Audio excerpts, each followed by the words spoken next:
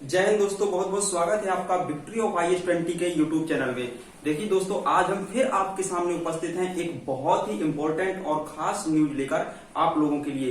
दोस्तों, यदि आप IAS एवं PCS एग्जाम की तैयारी कर रहे हैं तो ये न्यूज आपके लिए बहुत ही जबरदस्त न्यूज है दोस्तों, और इसको आप जरूर देखिएगा क्योंकि ये अभी हाल ही में घटनाएं जो घटित हो रही हैं और ये नॉर्थ ईस्ट स्पेशल से संबंधित न्यूज है। क्योंकि आपको पता है कि नॉर्थ ईस्ट जो राज्य है हमारे यहाँ पर, वो बहुत ही ज्यादा अलगाववादी आंदोलन की गढ़ रहे हैं और वहां पर हमेशा इस तरह की अलगाववादी टाइप के आंदोलन होते रहते हैं, स्वतंत्रता की मांग करते रहते हैं। राज्यों में अलग अलग समूह वहां पर कार्यरत हैं, तो इस कारण से ये न्यूज चर्चा में फिर से बनी है। तो इसको थोड़ा सा आप रेफरेंस के तौर पर देख लीजिएगा।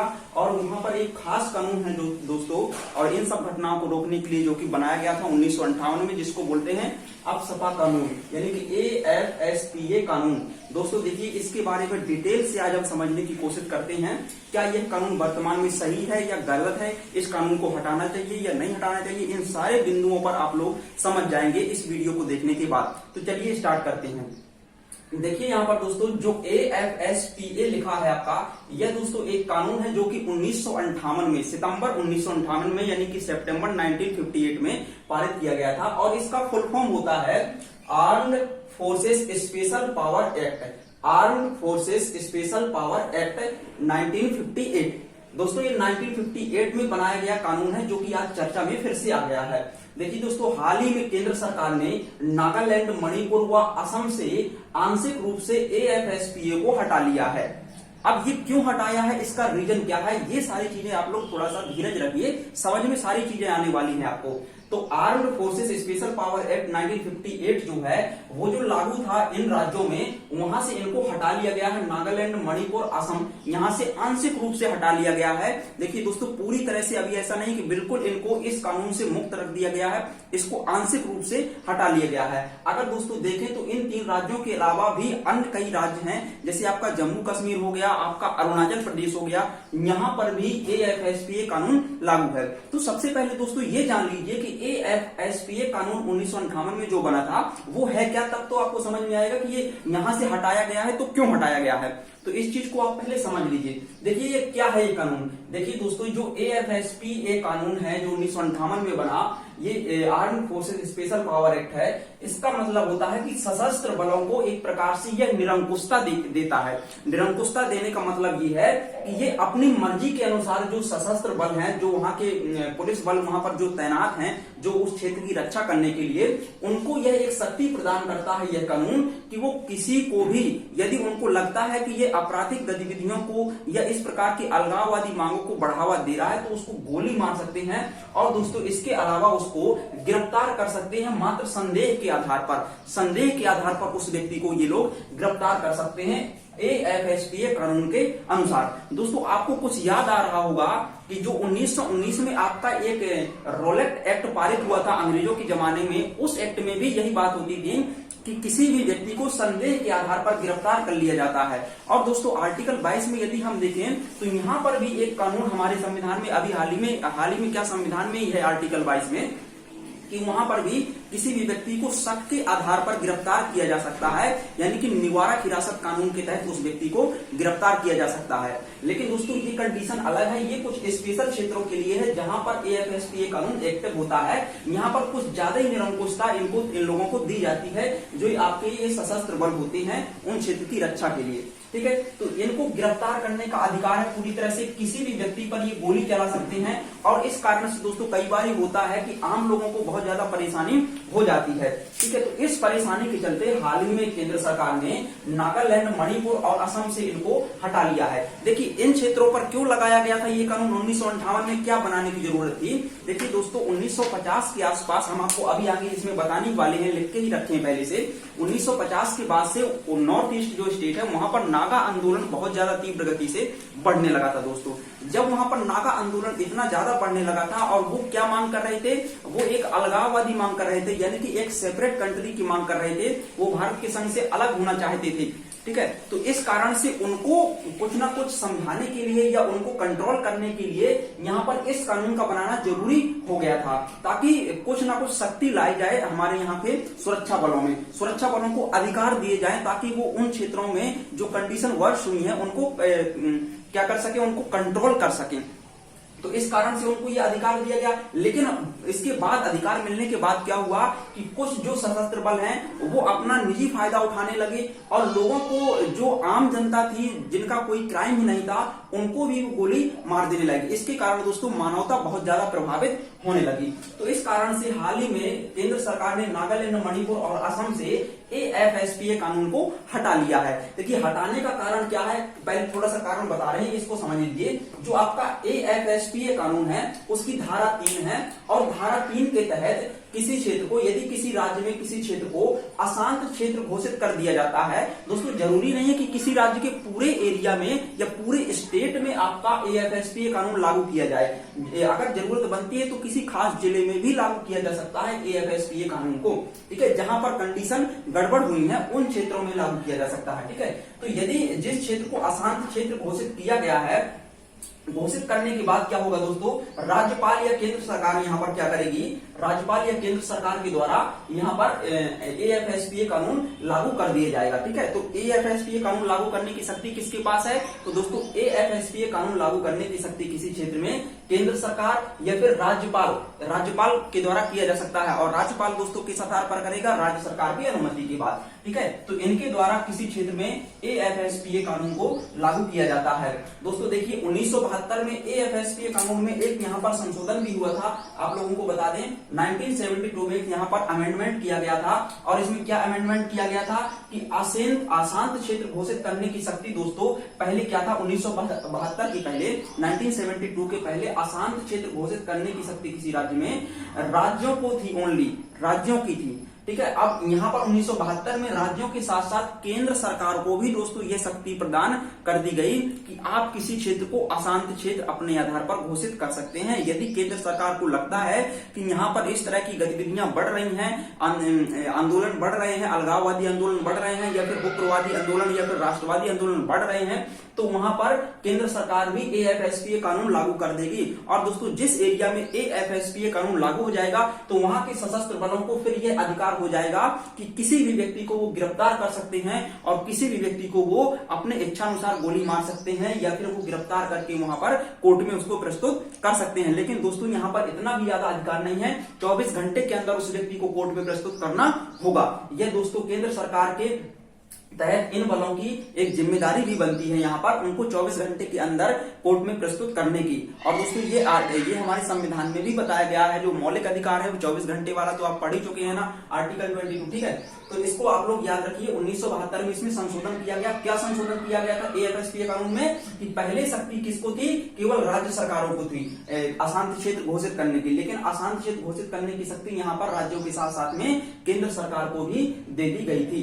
तो इतना आप लोग यहाँ पर याद रखेंगे। अब देखिए सबसे इंपॉर्टेंट जो बात है आप लोगों के एग्जाम पॉइंट ऑफ व्यू के हिसाब से कि AFSPA लगाने के कारण क्या थे, ये क्यों कानून बना करके यहाँ पर लगाया गया नॉर्थ ईस्ट राज्यों में। तो देखिए उत्तर पूर्वी राज्यों में AFSPA यानी कि armed forces special power act 1958 लगाने के कारण, तो कारण क्या है दोस्तों कि नागा विद्रोह, जैसे हम आपसे अभी चर्चा कर ही चुके हैं कि 1950 के बाद से क्या हुआ कि नागा जनजातियों के द्वारा वहां पर नागा आंदोलन किया जाने लगा था।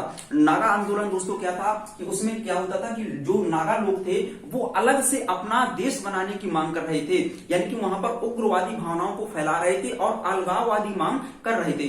इन मांगों के चलते दोस्तों उन लोगों को कंट्रोल करने के लिए यहाँ पर AFSPA कानून को लागू कर दिया गया। देखिए दोस्तों यदि किसी क्षेत्र में कंडीशन बहुत ज्यादा वर्ष हो जाती है, बहुत ज्यादा बेकार होती है और वहां पर हमेशा बेकार होती रहती है कंडीशन, तो ऐसे क्षेत्रों में दोस्तों AFSPA कानून लागू कर दिया जाता है ताकि वहां पर इस तरह की मांगे ना उठ सकें। लेकिन दोस्तों AFSPA लागू करने का मतलब ये नहीं होता है कि वहां की आम जनता को परेशानी हो, हालांकि इससे परेशानी बहुत ज्यादा होती है, ठीक है। तो ये लगाने के दोस्तों कारण रहे हैं, अलगाववादी आंदोलन बहुत ज्यादा बढ़ रहे थे और राष्ट्रवादी आंदोलन, इस तरह की मांगे उठ रही थी वहां पर। इन सब चीजों को कंट्रोल करने के लिए AFSPA कानून लागू किया गया, ठीक।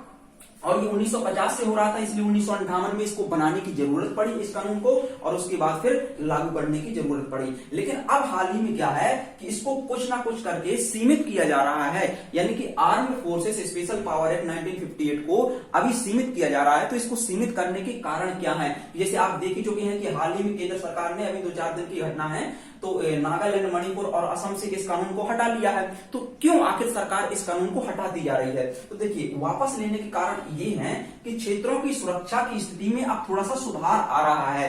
जो 1950 और 60 के दशक और 70 के दशक की स्थिति थी, उसकी तुलना में अभी वर्तमान में कुछ सुधार आ रहा है। और ये सुधार आप लोग देख सकते हैं, यदि आपने 2021 की न्यूज़ें पढ़ी हैं तो कार्बी एंगलोंग जो पहाड़ी का एरिया है, वहां पर भी केंद्र सरकार ने समझौता कर लिया है। जो प्रमुख आंदोलनकारी दल थे उनसे मिलकर के बातचीत कर ली है, उनकी कुछ मांगों को एक्सेप्ट भी कर लिया है और उनको अपने साथ में सहयोगात्मक भूमिका के रूप में रख लिया है। तो दोस्तों, जैसे कंडीशन सुधर रही हैं तो इन चीजों को हटाया जा रहा है क्षेत्रों की, क्योंकि इससे होता क्या है कि यदि ये चीजें लगी रही तो वहां पर ये नेगेटिव इफेक्ट डालने लगती हैं और आम लोग जो होते हैं उनमें एक प्रकार का कटा हुआपन दिखाई देता है। क्योंकि हमारा दोस्तों देखिए, जो भारत है, भारत में एकता को बहुत महत्वपूर्ण माना गया है, लेकिन यहाँ पर अलग से जो इस कानून के माध्यम से ट्रीट किया जा रहा है, उससे आम लोगों को ये लगने लगता है कि यार कहीं ना कहीं हम शेष भारत से कटे हुए हैं, हमारे ऊपर कुछ ज्यादा ही सख्ती या ज्यादा अत्याचार हो रहे हैं इन फोर्सों के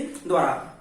तो इस कारण से यहाँ पर इसको हटाया जा रहा है, क्योंकि भारत सरकार अब गुट, जो भी आंदोलनकारी गुट हैं, उनसे एक समझौतावादी रुख अपना रही है, उनसे समझौता कर रही है कि भाई साहब आपकी मांगे क्या है, देखिए मांगे बताइए, जो उचित मांगे हैं आपकी स्वीकार की जाएंगी, लेकिन यदि मांग आपकी देश को तोड़ने की होगी तो बिल्कुल हम एक्सेप्ट नहीं करेंगे। ये हमारी सरकार की नीति है यहाँ पर। तो इस चीज को आप लोग समझ लीजिए। तो गुटों से समझौता हो रहा है, ये चीजें आगे प्रोग्रेस कर रही हैं, तो इस कारण से इनको वापस लिया जा रहा है धीरे धीरे। जैसे यहाँ पर अभी आंशिक रूप से इन स्टेट से हटा लिया गया है, लेकिन अरुणाचल प्रदेश में अभी लागू है, जैसे J&K में, ठीक है।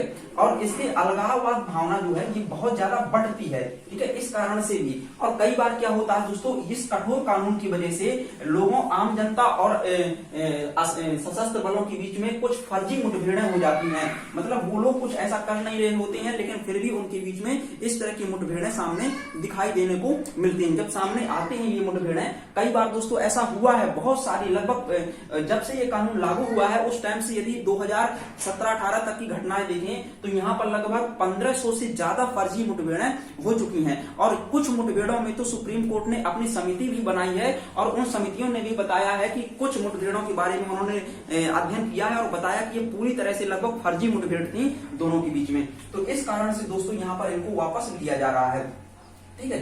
अब देखिए दोस्तों, इनको हटाने के पूर्व प्रयास भी हुए हैं क्या? AFSPA कानून को हटाने के कुछ पूर्व प्रयास भी हुए हैं क्या? यदि हुए हैं तो वो कौन कौन से प्रयास हुए हैं? कई बार लोगों ने आंदोलन किया है दोस्तों कि क्या इस AFSPA कानून को हटा लेना चाहिए। आप लोग देखते होंगे राजनीति में जो लेफ्टिस्ट लोग हैं वो हमेशा विरोध करते हैं AFSPA कानून का। जैसे आप कन्हैया कुमार को ही देख सकते हैं, इनका वो बहुत ज्यादा विरोध करते हैं क्योंकि इनके द्वारा आम जनता का अत्याचार किया जाना एक आम बात हो गई है, ठीक है। तो देखिए क्या है, इरोम शर्मिला एक व्यक्ति थे, इरोम शर्मिला, इन्होंने सन 2000 में एक भूख हड़ताल की थी। भूख हड़ताल दोस्तों इसलिए की थी, सन 2000 में इनकी भूख हड़ताल लगभग 16 साल तक भूख हड़ताल नहीं, 16 साल तक इन्होंने प्रयास किया था और सन 2000 में भूख हड़ताल की थी इसके खिलाफ में, इस कानून के खिलाफ में। क्यों की थी? क्योंकि ये मणिपुर में जो ये कानून लागू था उस कानून को हटाने के विरोध में था। तो देखिए अभी हाल ही में मणिपुर से इसको आंशिक रूप से हटा लिया गया है, ठीक। अब आंशिक रूप से हटाया गया है, इसका मतलब ये नहीं कि हमेशा के लिए हटा लिया गया, हो सकता है कि इसको लगा भी दिया जाए यदि कंडीशन नहीं सुधरती है, ठीक। तो इरोम शर्मिला ये केस आप समझ सकते हैं कि 2000 में इन्होंने प्रयास किया। इसके अलावा दोस्तों जीवन रेड्डी है दोस्तों, यहाँ पर जीवन रेड्डी, इन्होंने 2004 में, ये दोस्तों कौन थे? सुप्रीम कोर्ट के पूर्व मुख्य न्यायाधीश रहे हैं। 2004 में इन्होंने एक समिति का गठन किया था और दोस्तों उस समिति ने यहाँ पर बताया था कि ये जो AFSPA कानून है ये बहुत ही अवांछनीय कानून है, इसकी वजह से लोगों के अधिकार प्रभावित होते हैं, उनके मानवाधिकारों को चोट पहुंचती है। तो दोस्तों यदि हम आगे की राह देखने की बात करें कि आगे हमें क्या करना चाहिए, हमारी सरकार को क्या करना चाहिए, तो सरकार के लिए एक यही सुझाव है कि सरकार कुछ ना करे, सरकार कम से कम मानव अधिकारों के बारे में चिंतित रहे और मानव अधिकारों की भी रक्षा करने की कोशिश करे। हालांकि यदि इस तरह की कंडीशन किसी क्षेत्र में उत्पन्न करती है तो उनको एक शक्ति के माध्यम से उनको लागू किया जाए, लेकिन उसका दुष्प्रयोग होने से उससे बचा जाए, ठीक है। तो इस समिति की, यानी कि ये जीवन रेड्डी समिति की सिफारिशों की बात की जाए तो इन सिफारिशों पर सरकार को अमल करना चाहिए जो इन्होंने बताई थी। और इसके अलावा दोस्तों मानवाधिकार जो रिपोर्ट आती है किसी स्पेसिफिक क्षेत्र के बारे में, तो उन रिपोर्टों को भी भारत सरकार को पालन करना चाहिए। तो दोस्तों इस तरह से यदि कंडीशन हम लोग करेंगे, इस तरह की सिचुएशन बना करके चलेंगे, तो हो सकता है कि हम आने वाले दिनों में AFSPA कानून से मुक्ति पा सके, क्योंकि ये कानून इतना अच्छा भी नहीं है। बस इतना ही इसका इंपॉर्टेंस है, क्योंकि ये किसी क्षेत्र में अगर कंडीशन बिगड़ रही है तो उस क्षेत्र की कंडीशन को संभालने के लिए जरूरी है। बस इतना इसका इंपॉर्टेंस है और कुछ नहीं है। बाकी हमें पूरा एकता है, हमारे देश की पूरे इंडिया में एकता है, और हमें इस तरह से कभी अपने नॉर्थ ईस्ट स्टेट को इग्नोर करके नहीं चलना चाहिए, क्योंकि वो भी भारत का एक अभिन्न हिस्सा शुरुआत से ही रहा है। तो दोस्तों इस वीडियो में हम बस इतना ही पढ़ेंगे और जल्दी ही मिलते हैं दोस्तों एक नए वीडियो के साथ में, बहुत इंपॉर्टेंट खबर लेकर के आपके सामने। तो दोस्तों वीडियो यदि पसंद है तो वीडियो को लाइक करें और चैनल को सब्सक्राइब करें। जय हिंद।